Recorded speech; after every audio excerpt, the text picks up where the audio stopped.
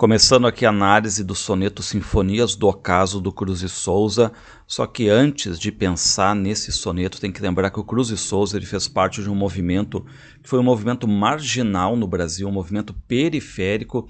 Ele se edificou mais aqui no Rio Grande do Sul, Santa Catarina, Minas Gerais, que era exatamente o simbolismo. E o simbolismo é aquele movimento que ia contra a poesia parnasiana. O parnasianismo era aquele movimento descritivo, impessoal, e o simbolista era extremamente sugestivo, neorromântico, ele retomava aquela subjetividade romântica, só que eles trouxeram um eu muito mais aprofundado do que era aquele eu do romantismo, aquele eu que está lá escondido no inconsciente.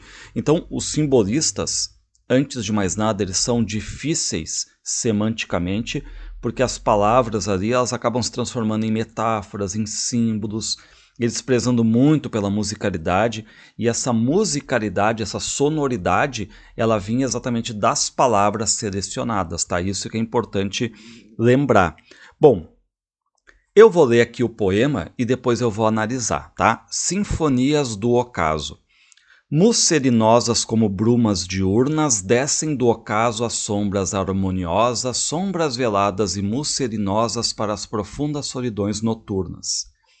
Sacrários virgens, sacrossantas urnas, os céus resplendem de sidéreas rosas, da lua e das estrelas majestosas, iluminando a escuridão das furnas. Ah, por estes sinfônicos ocasos a terra exala aromas de áureos vasos, incensos de turíbulos divinos. Os plenilúnios mórbidos vaporam, e como que no azul plangem e choram cítaras, harpas, bandolins, violinos. Bom, primeiro detalhe aqui, se alguém saiu satisfeito com o poema, dizia não entendi tudo, não precisa nem prestar vestibular, pode pegar e entrar direto no curso de medicina. Porque são poemas extremamente difíceis, profundos, metafóricos. Eu quis mais mostrar assim como eles exploravam essa questão da literação, da sonância, a repetição de vogais, de consoantes. Reparem como o S está sempre colocado em jogo, essa intensa pluralização. Eu sempre brinco quando dou aula em cursinho de que quando tu tá lendo um poema, ouviu um poema e não entendeu nada e tá tudo em S, é simbolista, certo? É uma brincadeira, mas tem um quê de verdade aqui. Ou seja, essa intensa pluralização, porque se o simbolismo ele é francês e o francês ele é uma língua mais musical, na língua portuguesa não é tão musical, mas também não é tão dura. Então, como é que eles faziam para obter essa musicalidade, essa sonoridade, essa coisa mais agradável ao ouvido? Essa exploração intensa da pluralização, ou seja, tudo em S aqui, certo? Bom, então vamos lá. Aqui nesse poema, o primeiro detalhe, a gente vai ver a chegada da noite, só que de uma forma extremamente simbólica, mística, tá? São sinfonias, cuidem o termo sinfonias, que já lembra a música, já lembra a musicalidade, algo instrumental, um concerto, e é do ocaso. Ocaso é o pôr do sol. Ocaso era muito usado no século XIX, eles não falavam pôr do sol, falavam ocaso. É o sol se escondendo, saindo para a chegada da noite. Então a gente vai ver a descrição subjetiva aqui, né, simbolista, de músicas, de sinfonias desse pôr do sol, ou seja, vamos misturar sentidos, o que os simbolistas usavam muito, aquela questão da sinestesia, tá?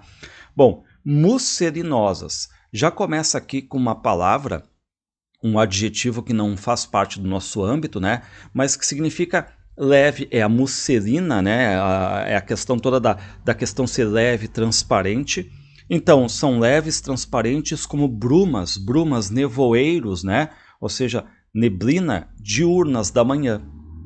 Descem do ocaso, ou seja, o sol está se escondendo, né? As sombras harmoniosas. Então, se a gente colocar aqui, a gente vai ver que as sombras harmoniosas estão descendo do ocaso, do pôr do sol, como brumas diurnas leves e transparentes, como sombras veladas e musselinosas, leves e transparentes, para as profundas solidões noturnas aqui.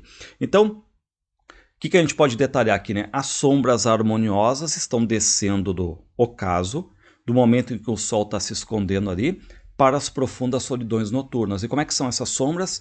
Harmoniosas, leves, veladas, aquela coisa meio coberta, como um nevoeiro da manhã, certo? Bom, É algo mais simbólico? Com certeza, esse é o movimento. Sacrários virgens, ou seja, o sacrário é aquele cofre colocado no altar de uma igreja. Sacrossantas urnas, ou seja, urnas sagradas e santas ao mesmo tempo, né? Porque é sacrossanto, é duplamente santo aqui. Os céus resplendem, ou seja, resplandecem, brilham de sidéreas rosas, ou seja, rosas siderais, rosas do céu, da lua e das estrelas majestosas iluminando a escuridão das furnas. Furnas, as cavernas, as grutas ali, né? Então, na chegada da noite, o pôr do sol se foi, a gente tem agora a chegada da noite, né? Os céus começam a brilhar porque a gente vê a lua, as estrelas. Reparem que essa claridade da lua, das estrelas, começa a iluminar a escuridão dos locais mais ermos, mais escuros ali. A gente está falando do século XIX, principalmente, onde não tinha eletricidade. Então, a beleza da lua era muito mais vista naquela época, por óbvio, né? Reparem que esse essa interjeição, ela é muito subjetiva. O que diz o eu lírico?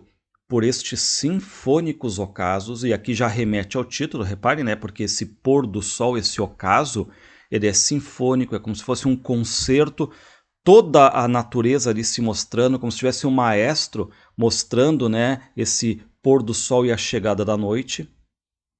A terra exala, ou seja, evapora aromas de áureos vasos, de vasos de ouro, né? Incensos de turíbulos divinos, ou seja, incensos, a gente sabe o que é. Turíbulo é o lugar onde se colocam os incensos divinos. Então, reparem que nosso ouvido, todos os sentidos, na verdade, audição, visão, olfato, tudo está sendo movimentado nessa constante sinestesia, que é uma forma de ver a saída do sol, a chegada da noite de uma forma mística, de uma forma simbolista, né? Então, aqui quando o sol basicamente se esconde, a natureza se mostra, a terra vai exalando aromas, como se aquela imagem ali fosse uma fumaça de um incenso, tá? E como é que fecha? Os plenilúnios, ou seja, a fase da lua de maior brilho, os plenilúnios mórbidos, doentes, vaporam. E como que no azul plangem, ou seja, azul está maiúsculo ali, ele está pegando a palavra e absolutizando a palavra, tornando-a um símbolo, né? Ou seja, o azul, quando a gente estivesse olhando para o céu, o que a gente começa a ver?